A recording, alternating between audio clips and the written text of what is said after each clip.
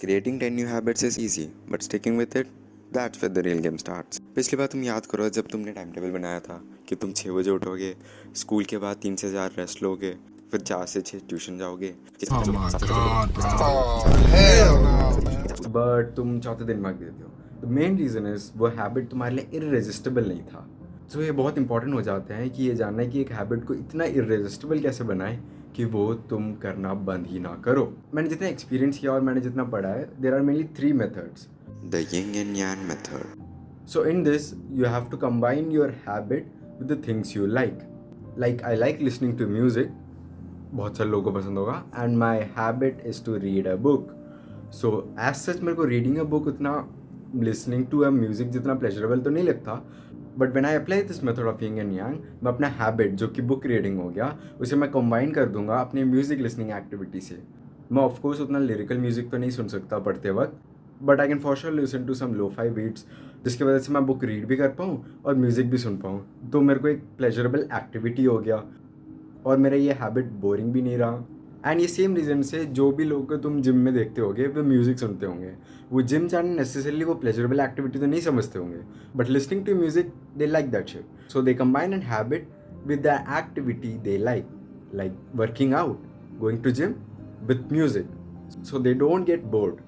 उन्हें वो बोरियत फील नहीं होती और वो हैबिट भी परफॉर्म कर पाते हैं on day to day basis.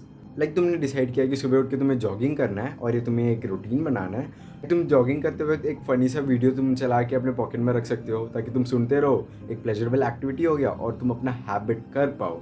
However तुम्हें इस मेथड में सम लेवल ऑफ कॉशन तो तुम्हें परफॉर्म करना ही पड़ेगा। मैं रेकमेंड नहीं करूँगा जो टास्क तुम्हारा ज़्यादा ब्रेन पावर लेता है उस टास्क के साथ तुम ये habit plus having an fun activity to do with that habit को फॉर्म करो, इस हैबिट को फॉर्म करो।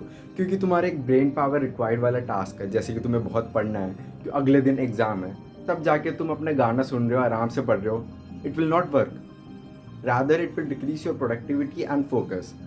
सो इस यिंग एंड यांग मेथड को मैं तभी रिकमेंड करूँगा उन टास्क के लिए, उन हैबिट्स के लिए जो तुम्हारा ब्रेन पावर ज़्यादा रिक्वायर ना करे और बस तुम्हारा विल को रिक्वायर करे ताकि तुम उस हैबिट को डेली परफॉर्म कर पाओ। The second way is not over exhausting your self. Mind you, मैं ऐसा आदमी हूँ कि मैं बिलीव करता हूँ कि सर्टेन पीरियड ऑफ टाइम अपने लाइफ में हमें कुछ कुछ चीज़ों के लिए, अपने गोल्स के लिए एग्जॉस्ट हमें करना पड़ता है एंड पड़ेगा और पढ़ना भी चाहिए। But for forming an habit to perform on a day to day basis, this is not the way to go. तुम्हारे हैबिट्स तुम्हारे लाइफ को बहुत बहुत इम्पैक्ट करते हैं, but over doing an certain habit, whether that it be good or bad, will be poisonous. Like you will lose interest, your passion, your fire, and तुम bore feel करोगे वो habit करने से। एंड जब तुम अपने स्टार्टिंग फेज में होगे, जब तुम्हारा हैबिट फॉर्म हो रहा होगा, the last thing you want to face is losing an interest for that habit. Like तुमने अपने सोचा है कि तुम्हें गिटार सीखना है एंड तुम गिटार खरीद भी लेते हो और तुम 2 दिन लगातार गिटार बजाते हो, ओवर डू कर देते हो, वो ज़्यादा से ज़्यादा ट्यूटोरियल देखते हो। भाई तुम एक हफ्ते में तुम्हारा इंटरेस्ट लूज ही हो जाएगा क्योंकि तुमने प्रॉपर टाइम और प्रॉपर हैबिट फॉर्म नहीं किया कि रोज कितना टाइम गिटार बजाना है।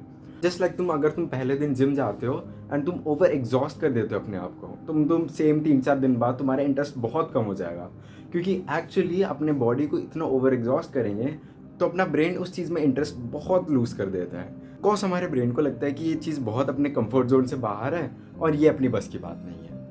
एंड भाई लोग, मैं ये नहीं बोल रहा कि तुम्हें अपने आप को पुश नहीं करना चाहिए, you have to push yourself, but you have to maintain an boundary between over doing it and pushing yourself, वरना your habit will not stick for long time. Thirdly and a most practical way which has an 100% success rate, 100% जो चीज़ काम करेगा तुम्हारे habit को stick कराने में, is so simple but it is hard at the same time. Pause, let me explain. Realizing that you're not going to do the task, but making a conscious effort to do the task anyway. मान लो तुमने वो yin and yang method try कर लिया और तुमने अपने task को overdo भी नहीं किया, फिर भी तुम्हारा मन नहीं लग रहा, डू द टास्क एनीवे।